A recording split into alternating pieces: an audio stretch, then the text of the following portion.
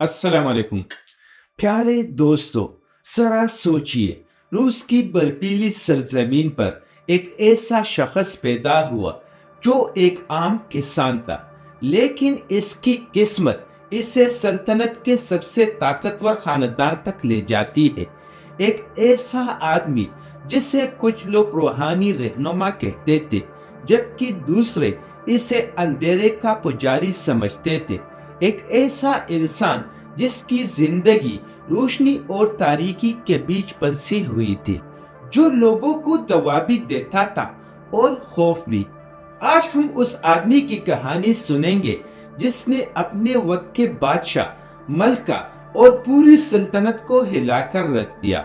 اس شخص کا نام تھا راسپوٹن، ایک ایسا نام جسے سن کر لوگ آج بھی خوف اور حیرت کے جذبات محسوس کرتے ہیں۔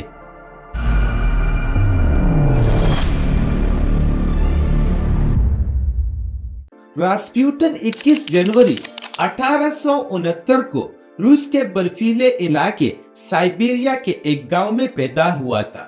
اس کا گھر نہایت غریب تھا، مگر اس کے اندر ایک عجیب سا اثر تھا۔ بچپن میں لوگ کہتے تھے کہ یہ لڑکا عام بچوں جیسا نہیں ہے۔ اس کے رویے میں کبھی نرمی اور روحانی سکون ہوتا اور کبھی وہ بے قابو ہو جاتا تھا۔ بوڑھی عورتیں اسے نورانی بچہ کہتی تھی، مگر گاؤں کے کئی لوگ اسے مسئلہ کھڑا کرنے والا سمجھتے تھے۔ یہ دونوں پہلو، روشنی اور اندھیرا، راسپوٹن کے اندر بچپن سے موجود تھے۔ جوانی میں راسپوٹن نے ایک ایسا روحانی سفر اختیار کیا جس نے اس کی زندگی کا رخ بدل دیا۔ اس نے روس کے مختلف خانقاہوں، عبادت گاہوں اور روحانی حلقوں میں وقت گزارا۔ وہاں اس نے لوگوں پر ہاتھ رکھ کر دعائیں مانگنے، بیماریوں کے لیے چلا کشی اور بے قرار لوگوں کو سکون دینے جیسے کام شروع کیے۔ حیرت انگیز بات یہ تھی کہ کچھ لوگ واقعی اس کے بعد بہتر محسوس کرتے تھے۔ رفتہ رفتہ راسپوٹن کا چرچا بڑھتا گیا اور وہ روس کے طاقتور لوگوں کے نظر میں آ گیا۔ راسپوٹن کی زندگی کا اصل موڑ اس وقت آیا جب اسے روس کے بادشاہ نکولس اور ملکہ الیگزینڈرا سے ملایا گیا۔ ملکہ کے بیٹے کو خون جمنے کا ایک ایسا مرض تھا جس کا علاج کسی کے پاس نہیں تھا۔ جب راسپوٹن نے دعا کی تو اس لڑکے کی تکلیف کم ہوتی گئی، تو ملکہ کو یقین ہو گیا کہ یہ شخص خدا کا بھیجا ہوا ہے۔ اس کے بعد راسپوٹن شاہی محل میں باقاعدہ ایک مشیر کی طرح رہنے لگا۔ وہ بادشاہ اور ملکہ کے ہر فیصلے پر اثر انداز ہوتا، اور یہی وہ مقام تھا جہاں اس کے اندھیرے پہلو طاقتور ہونے لگے۔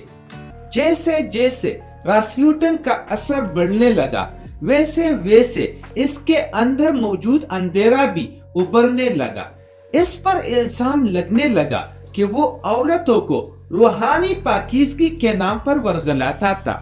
تاریخی شواہد سے ظاہر ہے کہ وہ بعض خواتین کے ساتھ تعلقات رکھتا تھا، خاص طور پر وہ روحانیت اور محل کے معاملات کے دوران۔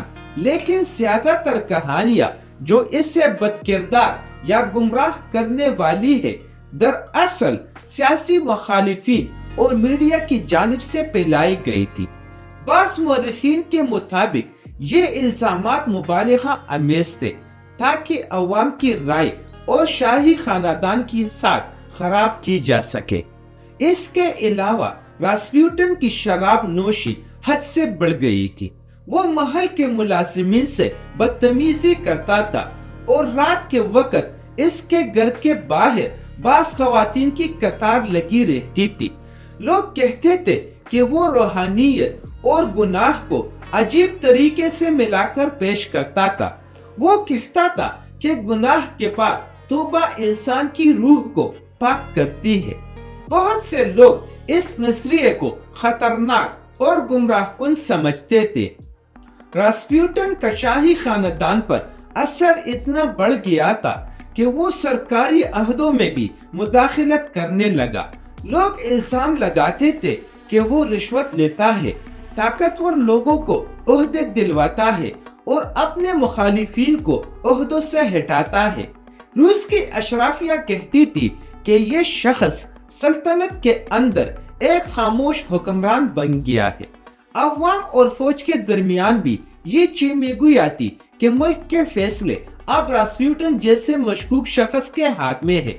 یہی وجہ تھی کہ لوگ شاہی خاندان سے نفرت کرنے لگے اور روس کے اندر بے چینی بڑھتی گئی۔ جب راسپوٹن کے سکینڈلز حد سے بڑھ گئے تو طاقتور روسی خاندانوں نے فیصلہ کیا کہ اسے راستے سے ہٹانا ضروری ہے۔ انہوں نے ایک خفیہ منصوبہ بنایا۔ سرد رات تھی جب راسپوٹن کو ایک محل میں دعوت کے بہانے بلایا گیا۔ اسے زہر دیا گیا مگر وہ نہیں مرا۔ اس سے گولیاں ماری گئی، پھر بھی وہ اٹھ کھڑا ہوا۔ پھر لاٹھیوں سے مارا گیا اور آخر میں اسے باندھ کر برف کی دریا میں پھینک دیا گیا۔ یوں راسپوٹن کی زندگی 30 دسمبر 1916 کو اپنے انجام کو پہنچی اور اس کی لاش نیوا دریا سے برآمد ہوئی۔ جب اس کی لاش نکلی تو لوگ حیران تھے کہ یہ شخص آخر ہے کیا، ایک انسان یا کوئی ایسی قوت جسے سمجھنا ممکن نہیں۔ راسپوٹن کو سمجھنا آسان نہیں۔ کچھ لوگ کہتے ہیں کہ اس میں واقعی شفا دینے کی قوت تھی، مگر بہت سے لوگ اسے خود غرض، بد کردار اور اقتدار کا بھوکا شخص سمجھتے تھے۔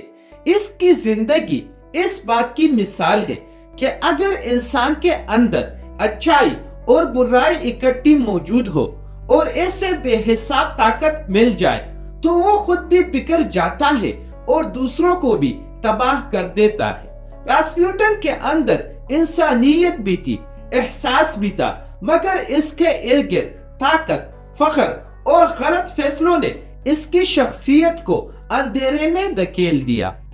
پیارے دوستو، راسپوٹن کی کہانی ہمیں بتاتی ہے کہ انسان اگر اپنے اندھیرے پہلو پر قابو نہ رکھے تو وہ اپنی روشنی کو بھی کھو دیتا ہے۔ ہم میں سے ہر شخص کے اندر روشنی اور اندھیرا دونوں ہوتے ہیں۔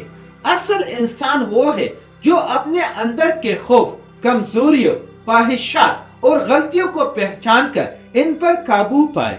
طاقت ملنا مسئلہ نہیں، طاقت کا غلط استعمال کرنا مسئلہ بن جاتا ہے۔ اپنی زندگی میں کبھی بھی اندھیرے کو اپنے اوپر غالب نہ آنے دے، ورنہ انجام وہی ہوتا ہے جیسے تاریخ نے راسپوٹن کو دیا۔